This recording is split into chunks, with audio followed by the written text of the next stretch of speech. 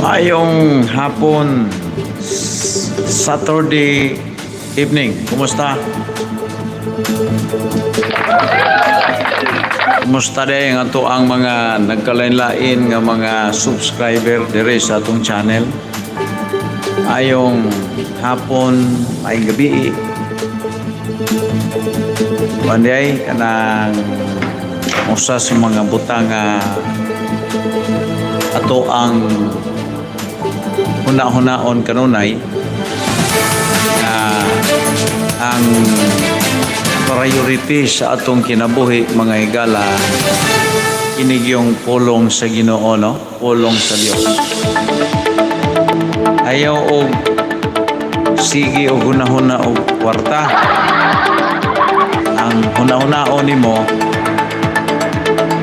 nga unsaon nga mahimuot ang Ginoo sa imong kinabuhi.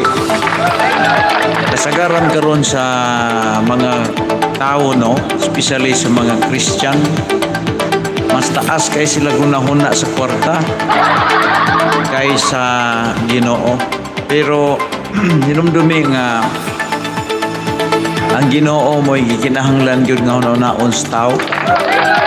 Wala nga ugma Domingo naman alang sa tanan nga mga Kristohanon, ayaw tuguti nga ug mga adlaw imo paghihapon ang kunon. Yatag na sa Ginoo ang adlaw nga iyaha, no?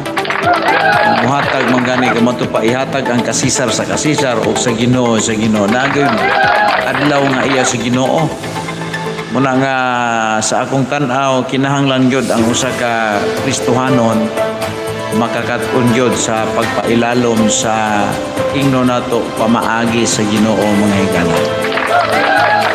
Og usa na ka dako kaayong achievement, no, sa usa ka tawo nga nahimo niyang priority ang Ginoo siyang kinabuhi. Og salamat daita sa principal dito sa Consuelo nga ato pong amigo o nakawali po ta dito mga higala alang sa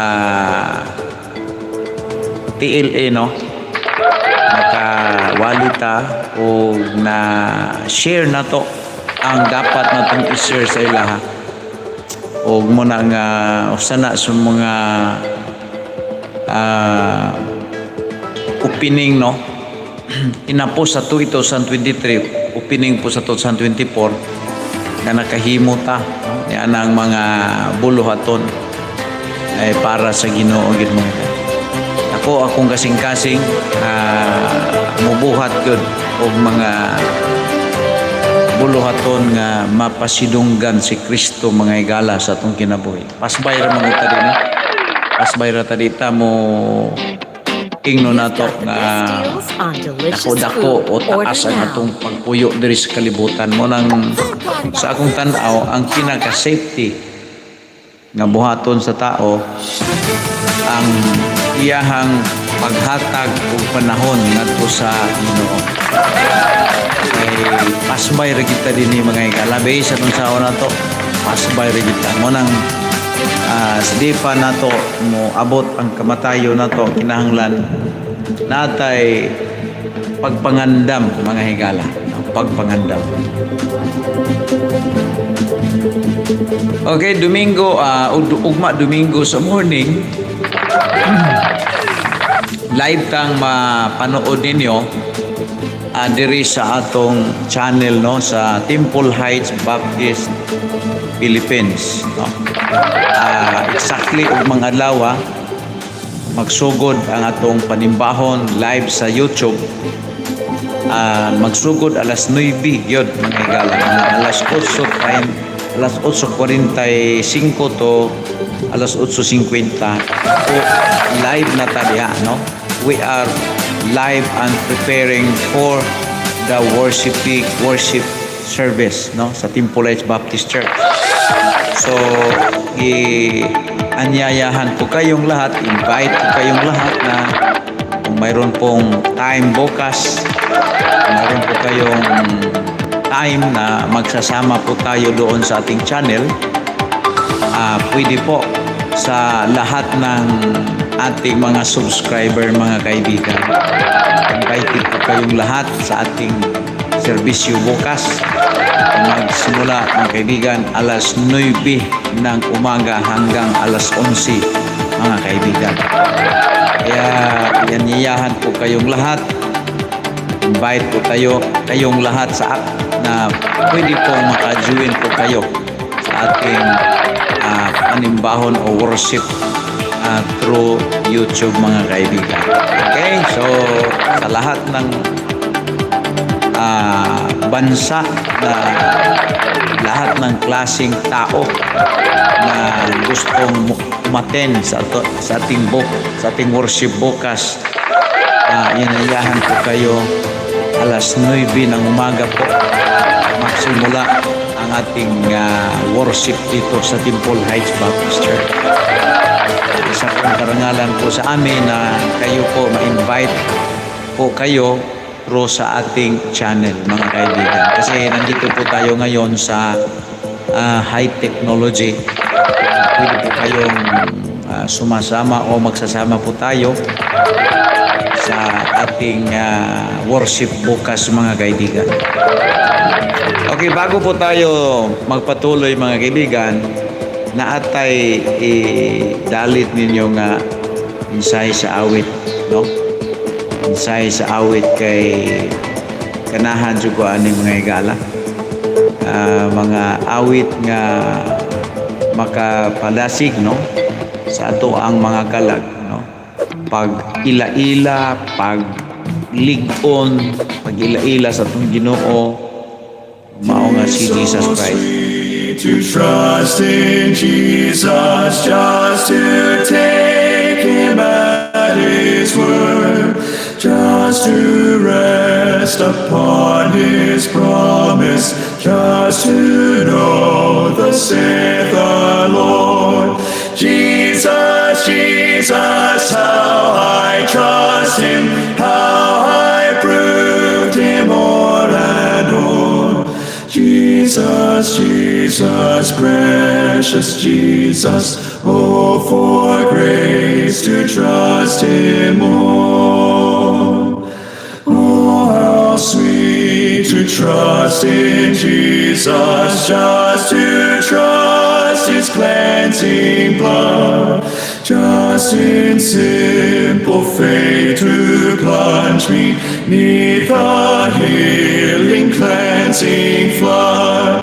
Jesus, Jesus, how I trust Him, how I proved Him o'er and o'er.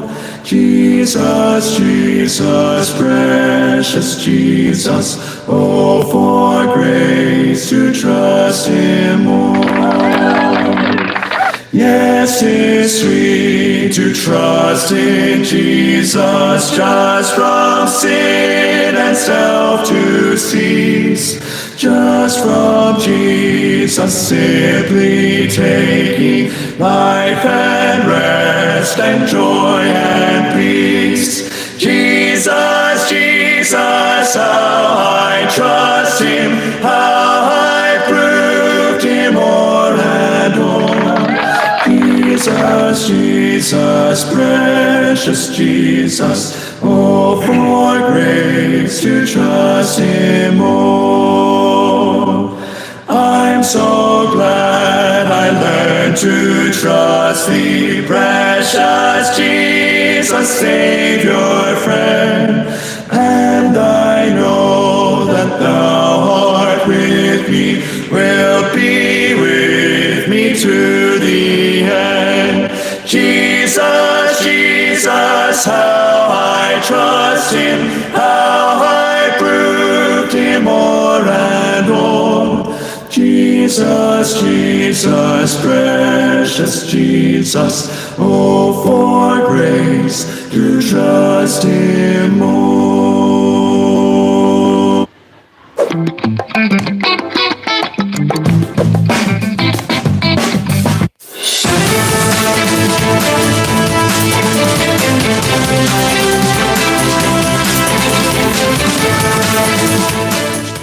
Okay, salamat mga higala sa mensahe sa awit nga ato ang gipalano kaninyo nining mga orasa. Usa sa mga hinungdan nga i-priority nato mga higala ang pagwali gyud sa pulong sa Ginoo. Kay pasbay ra manguta dinhi nya ang pagwali sa pulong sa Ginoo mao'y pinaka-importanting bagay no sa bawat tao mga kaibigan. Okay, so kining Bible puro maniwali sa mga apostol. Puro man pwede na itong madala ining kamatay na to. Ha?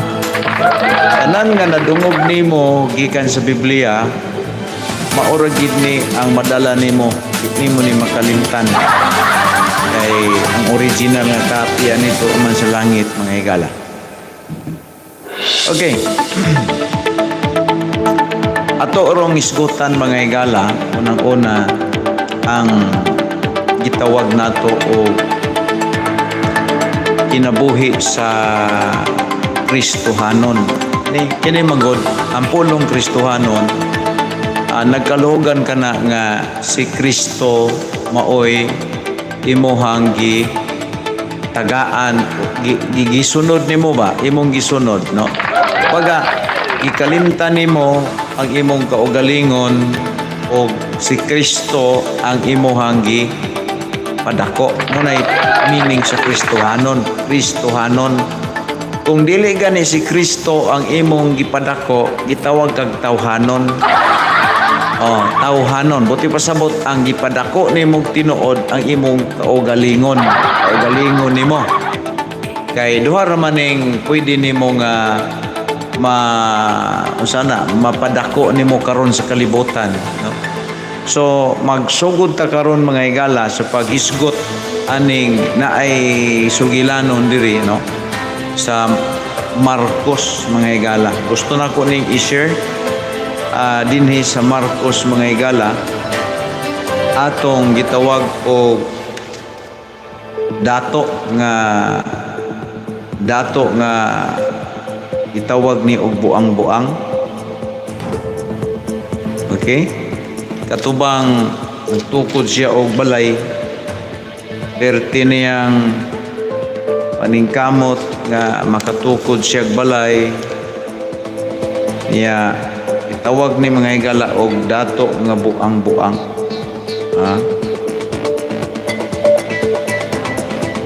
Okay, so mao ni ang ato orong isgutan mga higala. Okay. Ni ay nasa Lucas Marcos day mga higala.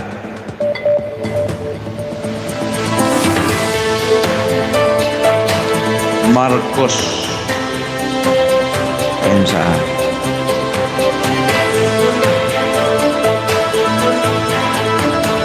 ito aning isgutan karon kay mas maayog yung natay founded to ba sa Word of God. Okay?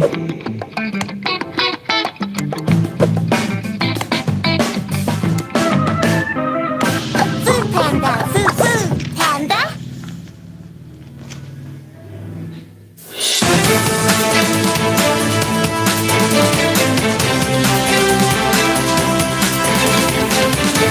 Okay?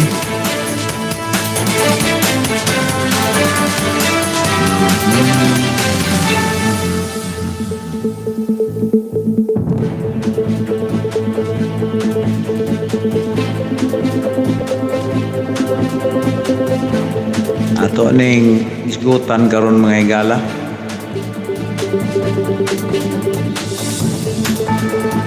Importante nga itaba nga mga tao nahibaluta sa angay natong buhaton. Okay. So atong isgutan karon mga higala diri sa Marcos kapitulo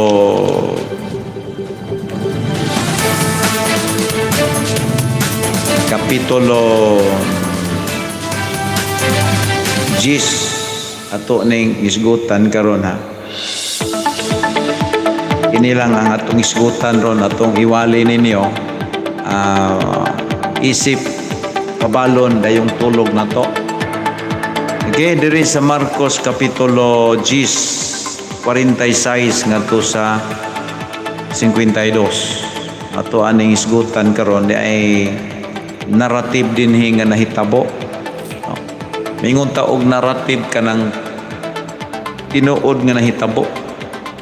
Ingon diri mga higala, miabot si Jesus sa Jericho og sa diha nga mubiya na si Jesus uban sa iyang mga tinun-an og sa dakong panon sa katawhan may butang nga makililimos naginganlag og Bartimeo nga anak ni Timeo nga nagalingkod daplin sa dalan sa pagkabati niya nga maodi ay kadto si Jesus nga taga Nazaret. Misinggit siya, Jesus, kaliwat ni David, kalui in town ako. Yun din daghan 48 daghan ang mibadlong o mipapahilom kaniya apan misamot hinuon siya pagsinggit, kaliwat ni David, kalui in town ako. Mihunong si Jesus o miingon tawga siya, busa misinggit siya o busa gipatawag niya siya, giingnan niya ang buta paglipay tindog kay gipatawag kaniya. Verse 50, o giwakli niya ang iyang kupo, milokso siya o miduol kang Jesus. Nangutana si Jesus kaniya, unsa may ipabuhat mo kanako? Mitubag ang buta, magtutudlo, gusto punta ako nga magkakita pag-usab. Ug miingon siya ni Jesus, lakaw na ang imong pagtuo, nakaayo kanimo. Diha nagakita ang buta og mikuyog siya kang Jesus. Ang Dios magapanalangin sa iyang pulong, nining takna ang mga higala sa Sabado sa gabi, dayon natang pahulay. Dunay pamalandungan nato nga mensahe mahitungod sa usa ka tinuod nga sugilanon ubos sa ministry ni Jesus Christ. Dunay nahitabo dinhi, dunay tao dinhi nga ginganlan og Bartimeo nga ang iyahang papa ginganlag og Timeo. No? Timeo, it means sa Griego is Timeo, it means Theo, godly, no? Timeo, Bartimeo, no? Usa ka buta nga kini didto naglingkod sa daplin sa dalan nga makililimos, no? Makililimos ni siya. So doon ay mga isgutan na to karon nga mga karakter, no? The character of the person, the character being believers. If you are believing in God, believing in Christ, mga tao nga nagtuo ni Jesus kaniadto, doon na sila'y buo ang iyahang pagtuo ni Kristo. Buo ang iyahang pagtuo.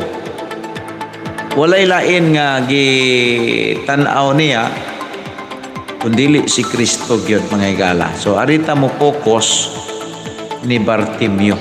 Unsa ning kalidad sa tao nga nakatagamtam og milagro mga higala. Nakatagamtam og siya milagro. Siya makikita nato nga naa siya sa Jericho, no?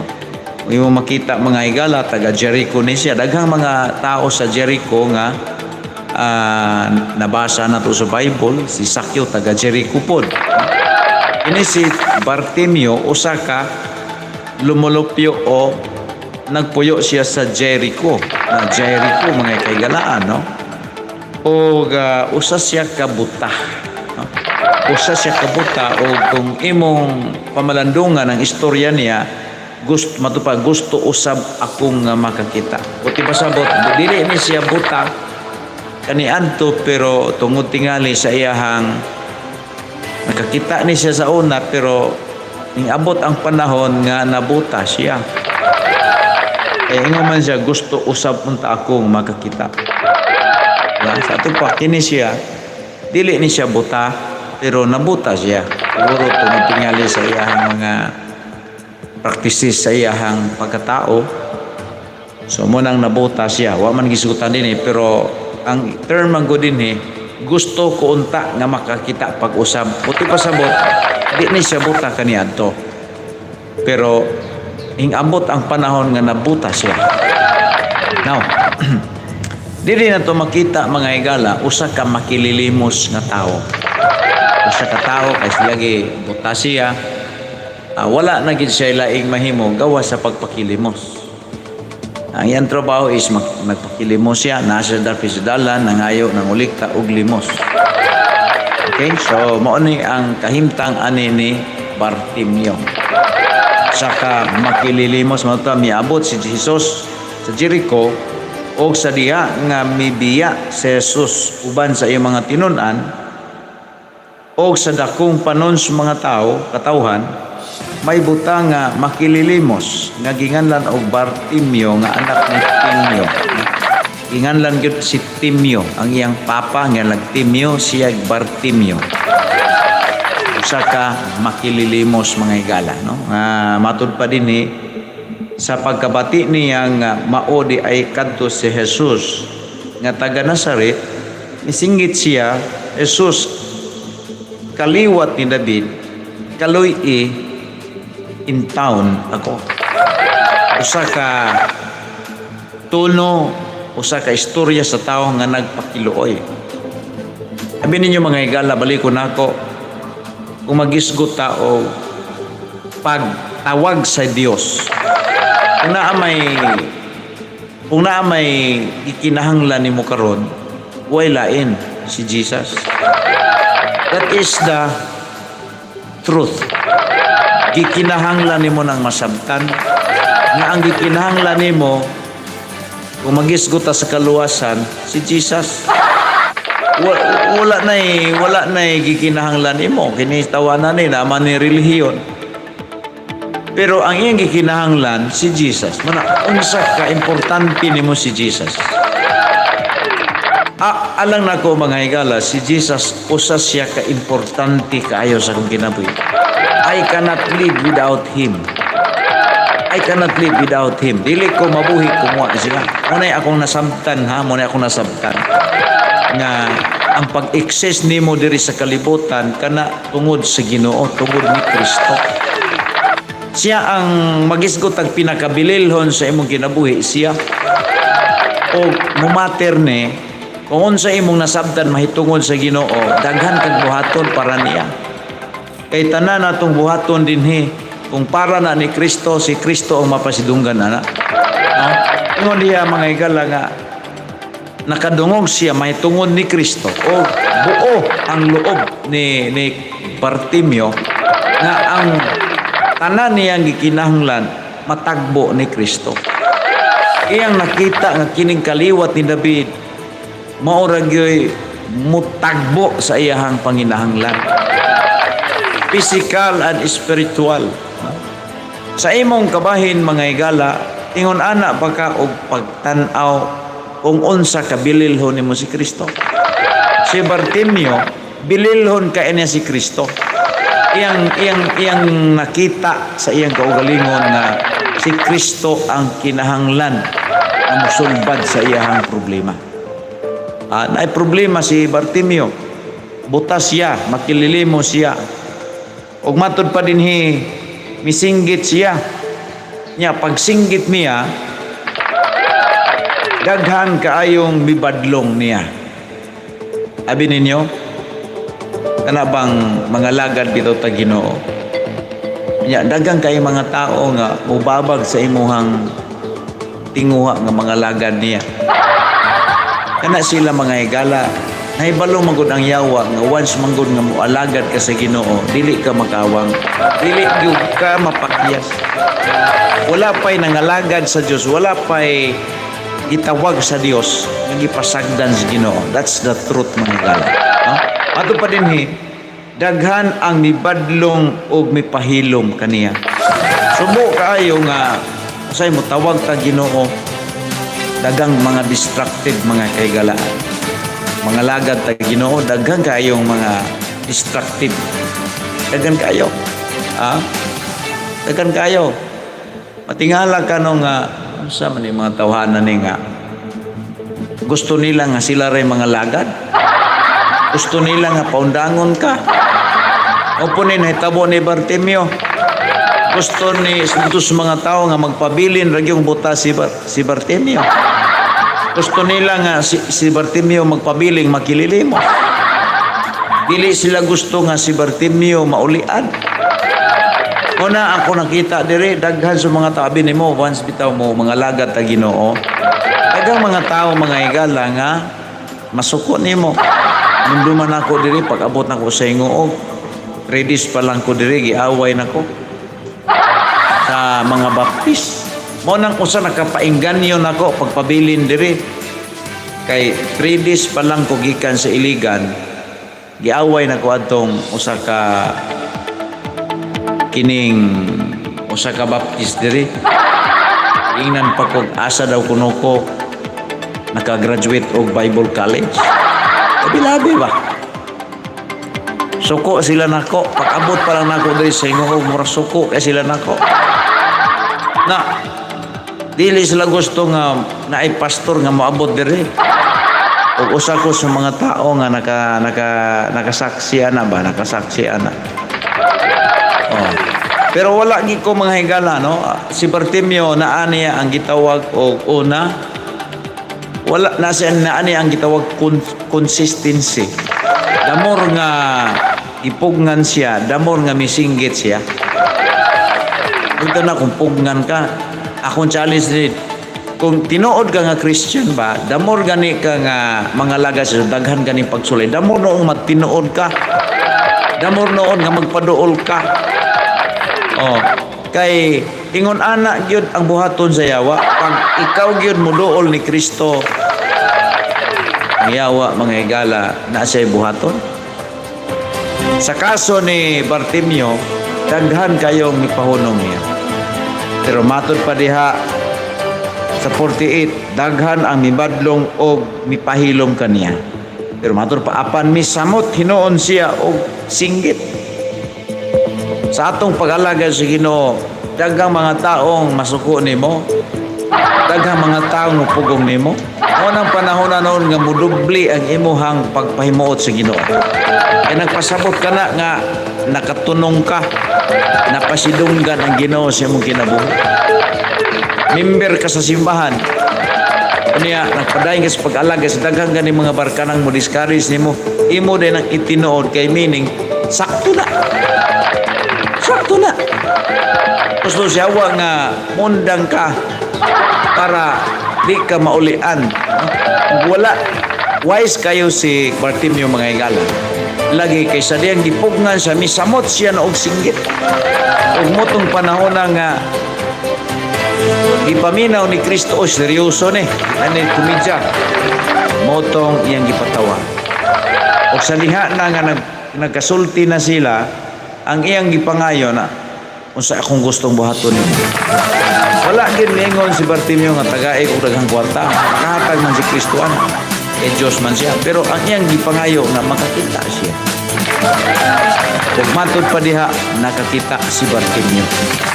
Pati pasabot mga higala, ang imong tinud-anay nga motibo sa pag-alagad sa Ginoo basta tinarong lang na, diniyos lang na, ihatag gina sa Ginoo mga higala. Nakita si Bartimeo. Ug mato pa sa 52, ug giingnan niya sa Jesus, lakaw na. Ug giingnan siya ni Jesus, lakaw na. Ang imong pagtuo nakaayo kanimo. Pagtuo diya. Diha nakakita ang buta ug mikuyog siya kang Jesus. Una kung ikaw naluwas, di ka mubulag ni Kristo. Ani adtong buta ka, yan adtong wala kay Ginoo. Ngita ka niya, karon nakaplaga nimo siya, muundang day ka. Ang challenge din niya. Kung tinuod kang anak sa Dios, luwas, di ka muundang hangtod nga wa na kay gininhawa, magpabilin ka na iya sa Ginoo. Okay, dear Rakotaman, sa ngalan ni Jesus Christ ka Nasariton, akong Diyos, akong Ginoo, ninyo po ninyo, no?